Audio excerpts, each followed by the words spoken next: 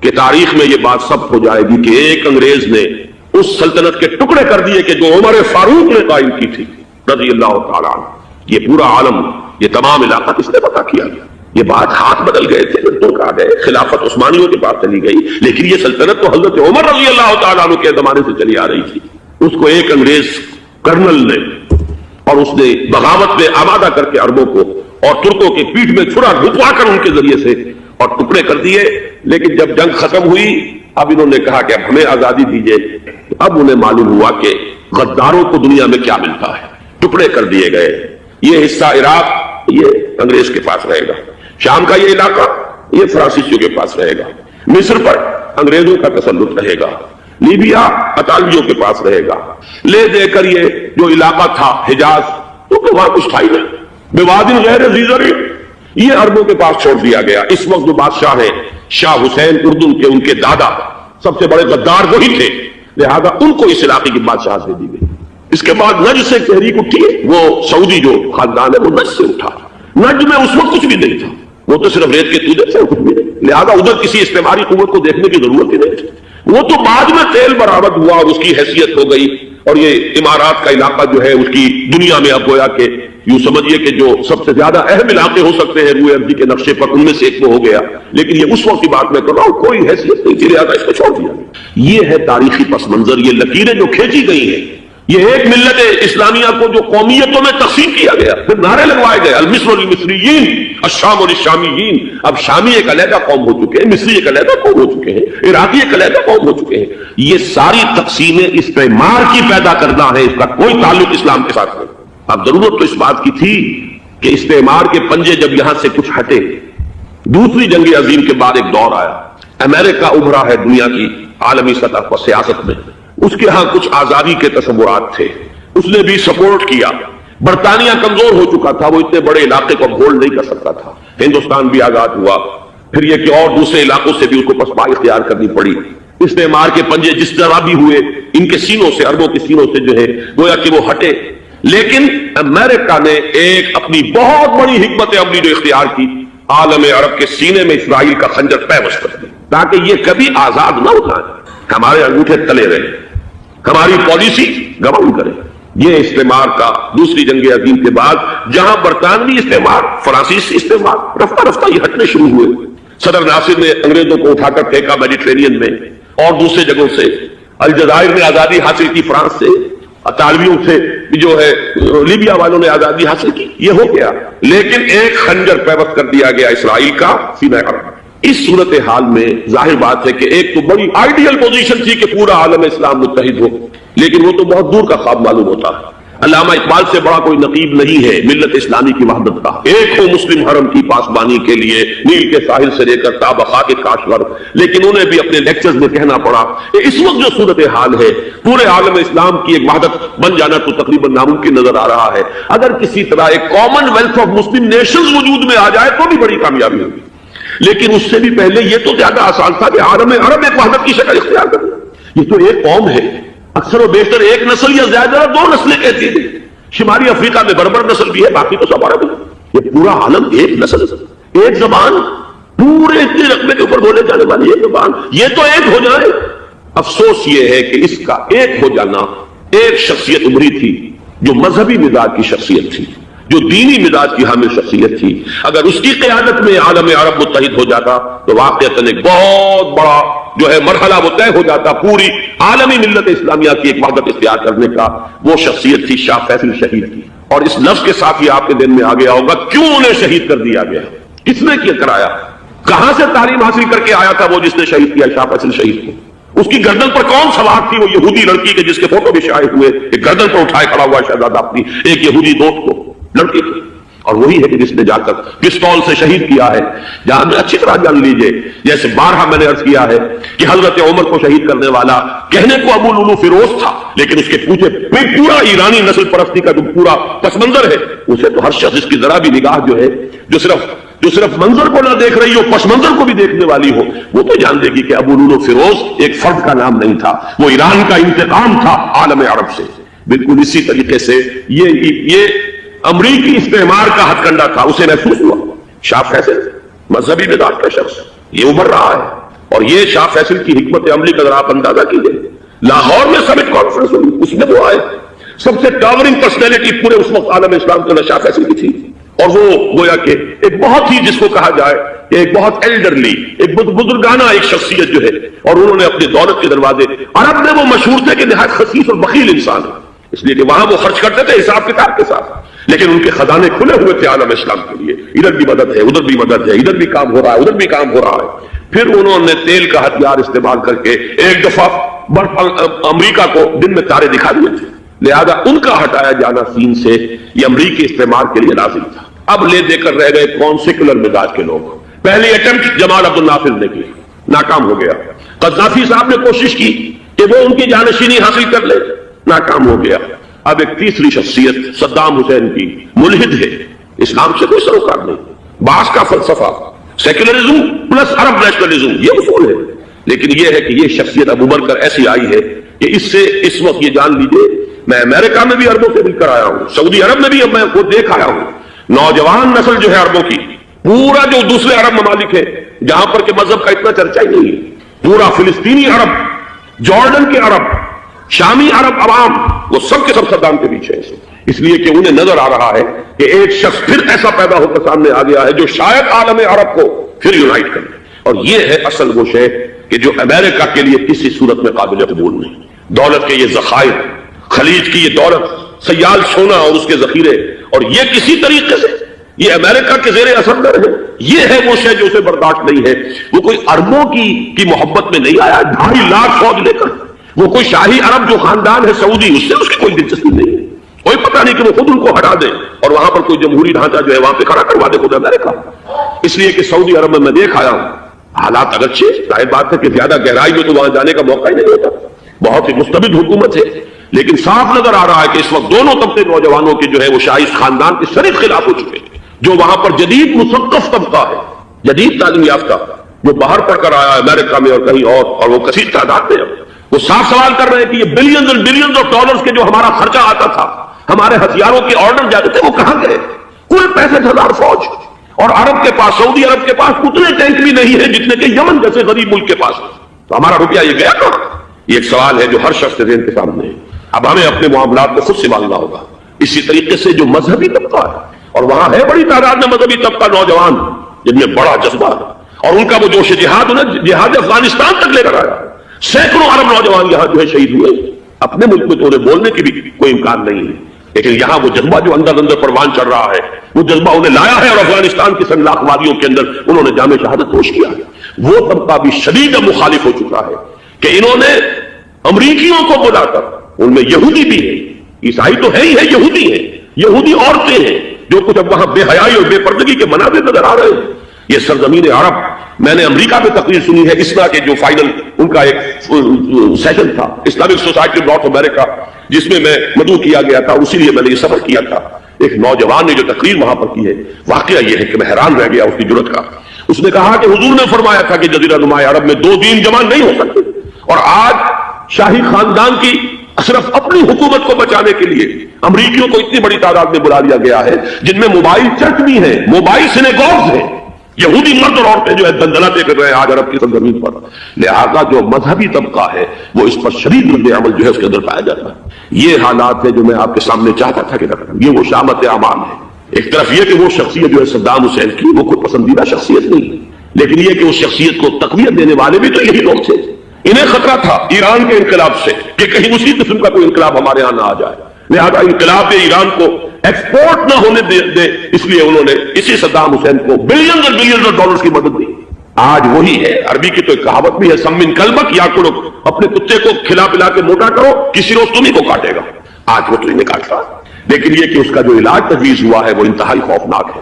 2.5 لاکھ امریکی وہ استعمار کے پنجے جو بمشکل عالم عرب کے سینے سے جو گڑے ہوئے تھے اس استعمار میں، مشکل ہٹے تھے کہ ایک دم اب وہاں پر خبریں آ رہی ہیں، فرانسیسی بھی آ رہے ہیں، برطانوی بھی آ رہے ہیں، کہاں سے فوجیں آ رہی ہیں، اور وہاں پر 2.5 لاکھ تو صرف امریکن آرمی کا، اس میں تقریباً 1.5 لاکھ تو پہنچ چکی، اور جو بھی ہوگا وہاں پر جیسا کہ میں نے عرض کیا ہے اس قدر خوفناک سین ہے۔ میں نے بہت سے حضرات واقف ہوں گے، کئی مرتبہ میں نے حوالہ دیا ہے مولانا سید حامد رضا رحمہ اللہ کا، انہوں نے ایک دفعہ مجھے بتایا تھا کہ احادیث میں جو قرب قیامت کے حالات و واقعات کی پیشنگوئیاں ہیں ان میں یہ ہے کہ وہ جو آخری جنگ ہونی ہے جو کہ دجال کے خلاف ہوگی مسلمانوں کی، اور جس میں کہ حضرت مسیح علیہ السلام کا نزول ہوگا، جس کے سلسلے میں اس سے پہلے ایک جنگ ہوگی بہت خوفناک، بہت خوفناک. اور عجیب الفاظ ان کے یہ تھے کہ اس میں ایک طرف مسلمان اور عیسائی اور یہودی تینوں ہوں گے. یہ بات سمجھ میں نہیں آتی تھی کہ مسلمان اور یہودی ایک جگہ کیسے جمع ہو سکتے ہیں. آج وہ نقشہ نظر آ گیا. آج اسرائیل، امریکہ، سعودی عرب اب یہ ایک ہے. بلکہ چلتے آئیے، مصر، اسرائیل، سعودی عرب اور جو بھی ان کے حواری ہیں وہ سب ایک ساتھ میں کھڑے ہیں، اور ان کے اوپر سیادت کس کی؟ امریکہ کی. وہ نقشہ آ گیا ہے. اور اس جنگ کے سلسلے میں مولانا حامد میاں رحمہ اللہ نے مجھے بتایا تھا کہ حدیث میں الفاظ آئے ہیں اتنے لوگ ہلاک ہوں گے، اتنے لوگ ہلاک ہوں گے، اتنے لوگ ہلاک ہوں گے کہ ایک پرندہ سینکڑوں میل تک اڑتا ہوا چلا جائے گا، اسے سوائے لاشوں کے اور کچھ نظر نہیں. یہ نقشہ خاکم بدہن تلا ہوا ہے، کھڑا ہوا ہے. جو بھی ہوگا کیمیاوی جنگ، کیمیاوی وارفیئر، کیمیکل وارفیئر اور پھر ایٹمک وارفیئر، اس کی کھلی دھمکیاں دی جائیں. کبھی کوریا کے بارے میں اندیشہ تھا کہ یہ درندے خدا کی دھرتی کو، کوریا کی غریب بستی کو ناگاساکی بنا کے چھوڑیں گے، ہیروشیما بنا کے چھوڑیں گے. آج وہ صورتحال جو ہے عالم عرب پر، heart of the Arab land, اس پر یہ صورتحال بالکل تلی کھڑی ہے. اینٹیں پختہ ہو جائیں، اب انہیں جوڑنا ہے، سیمنٹ سبسٹنس چاہیے، وہ قرآن یہ جوڑے گا. چنانچہ یہی بات حضرت شیخ الہند مولانا محمود حسن دیوبندی اسیر مالٹا نے اپنی اسیری سے رہائی پانے کے بعد واپس جب آئے ہیں تو دیوبند میں علماء کے ایک بڑے اجتماع سے خطاب کر کے مولانا مفتی محمد شفیع رحمت اللہ علیہ وہ خود موجود تھے. اس میں بڑے بڑے علماء، مولانا حسین احمد مدنی رحمت اللہ علیہ، شبیر احمد عثمانی رحمت اللہ علیہ، مولانا اشرف علی تھانوی رحمت اللہ علیہ، مولانا انور شاہ کشمیری رحمت اللہ، بڑا مجمع.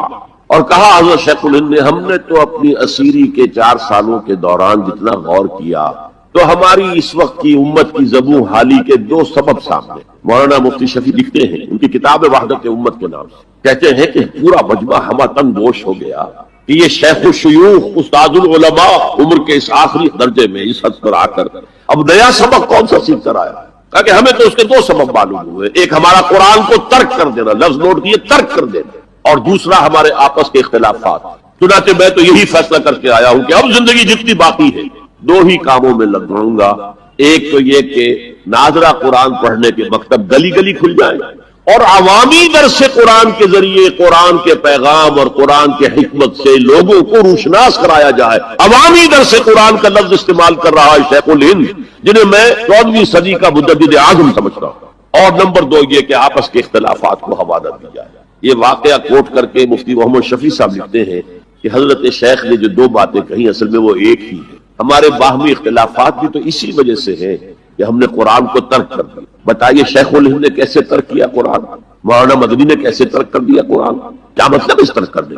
حال تو یہ ہے کہ مولانا مدنی رحمت اللہ علیہ، حالانکہ وہ تو گرفتار نہیں ہوئے تھے، وہ تو والنٹریلی اپنے شیخ کی خدمت کے لیے گئے ہیں ساتھ.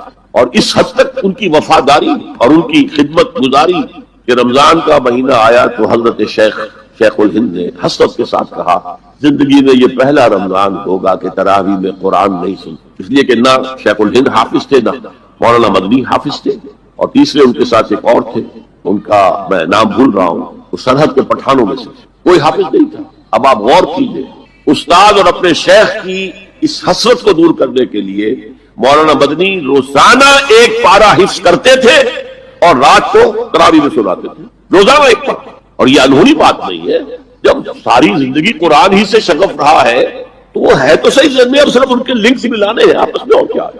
اصل میں قرآن کو ترک کرنے کا مطلب کیا ہے؟ وہ اصل میں ایک اور بہت بڑے عالم دین کی بات سنیے آپ، مولانا سید انور شاہ کشمیری رحمت اللہ علیہ، جو دیوبند سے آ کر آپ کے قریب میں ڈابھیل میں انہوں نے مدرسہ قائم کیا تھا. وہ ایک مرتبہ قادیان میں ایک جلسہ علماء کیا کرتے تھے ہر سال رد قادیانیت کے لیے. تو ایک سال اسی طرح وہاں علماء جمع تھے. اب جس نے یہ واقعہ بیان کیا ہے اس کا نام میرے ذہن میں اس وقت نہیں ہے کہ میں صبح مولانا انور شاہ کشمیری رحمت اللہ علیہ کی خدمت میں حاضر ہوا تو دیکھا کہ غم کی تصویر بنے بیٹھے، بہت اداس، غمگین.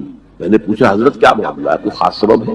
فرمایا بھائی کیا سبب ہے، یہ سوچ رہا ہوں کہ اپنی زندگی عمر ضائع کر. میں نے کہا حضرت آپ نے زندگی ضائع کر دی، عمر ضائع کر دی؟ آپ نے علم، بیہقی وقت کہلاتے ہیں انور شاہ کشمیری، جیسے امام بیہقی تھے، محدث اور فقیہ دونوں اعتبارات سے بلند. تو آپ نے پڑھنے پڑھانے میں، سیکھنے سکھانے میں ساری عمر گزار دی، تو آپ کی زندگی ضائع کیسے؟ کہنے لگے ہم نے سارا غور اسی پر رکھا کہ ثابت کر دیں کہ شافعی کی رائے صحیح نہیں ہے، ہماری رائے صحیح ہے. اسی کے لیے دلائل، اسی کے لیے بحثیں، اسی کے لیے لمبی چوڑی جو ہے ہمارے ہاں نشستیں منعقد ہوئی مدارس کے اندر. حالانکہ اللہ کے ہاں یہ ہم سے سوال نہیں ہوگا. گمراہیاں طرح طرح کی پھیل رہی ہیں، ہم ان بحثوں میں لگے ہوئے.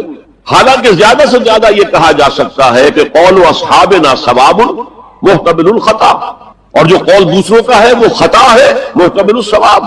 زیادہ سے زیادہ یہ کہہ سکتے ہیں ہم کہ ہمارے جو اسلاف ہیں، ہمارے جو اساتذہ ہیں، ان کا قول صحیح ہے اگرچہ اس کے خطا ہونے کا بھی امکان ہے. ہم یہ نہیں کہہ سکتے کہ اس کے غلط ہونے کا کوئی امکان ہی نہیں. معصوم تو وہ نہیں تھے. اور قولہم ان کا جو ہمارے سامنے ہے مد مقابل ہے، اور وہ شافعی ہے. اصل تو جو ٹکراؤ تھا وہ فقہ حنفی اور فقہ شافعی کے بابے میں. ہم صرف یہ کہہ سکتے ہیں کہ ان کا یہ قول خطا ہے، غلطی ہے، اگرچہ احتمال موجود ہے کہ وہی صحیح ہو. اس کے سوا تو ہم کچھ نہیں کہہ سکتے. اور ہم نے اپنی ساری زندگی اس کام میں لگائی. لیکن میں کہہ نہیں سکتا اس پر کتنے رنج اور صدمے کا اظہار کروں کہ مجدد وقت شیخ الہند رحمۃ اللہ علیہ اور بیہقی وقت مولانا انور شاہ کاشمیری رحمۃ اللہ علیہ، ان کی ان باتوں کا کوئی اثر ان کے شاگردوں نے قبول نہیں کیا. وہی روش ہے، وہی فقہی بحثیں ہیں. جب میں نے پاکستان میں تحریک خلافت کا آغاز کیا، کچھ احادیث بیان کی، اچھے علماء نے کہا کہ ڈاکٹر صاحب ہم نے تو یہ حدیثیں پہلی مرتبہ آپ سے سنی.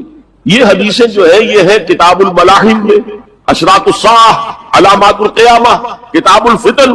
اور حدیث کے ان ابواب پر تو پہنچتے پہنچتے ہم ایگزاسٹ ہو چکے ہوتے ہیں. ہماری ساری بحثیں جو ہے وہ ختم، اور وقت ختم ہو جاتا ہے ان فقہی بحثوں کے اندر. یہاں تک تو ہم پہنچتے ہی. بہرحال دوسرا نقطہ جیسا کہ میں نے عرض کیا، پہلا اینٹیں پکاؤ، مضبوط کرو.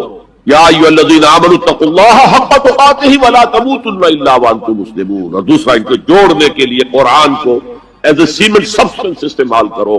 واعتصموا بحبل اللہ جميعا ولا تفرقوا واذکروا نعمت اللہ علیکم اذ کنتم اعداء فالف بین قلوبکم فاصبحتم بنعمتہ اخوانا وکنتم علی شفا حفرۃ من النار. تم تو تباہی آگ کے گڑھے کے کنارے تک پہنچ گئے تھے، گرا چاہتے تھے.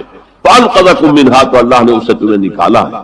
کذالک یبین اللہ لکم آیاتہ لعلکم تہتدون. اسی طرح اللہ تعالیٰ تمہارے لیے اپنی آیات کی تبیین کر رہا ہے، وضاحت کر رہا ہے تاکہ تم ہدایت حاصل کر سکو. اگر ایک غیر مسلم دائرہ اسلام میں داخل ہونا چاہتا ہے تو کس فرقے یا گروپ کو اپنائے، جبکہ آج کل ہر دوسرا شخص ایک نیا گروپ بنائے ہوئے ہے جس میں آپ کی شخصیت بھی شامل ہے.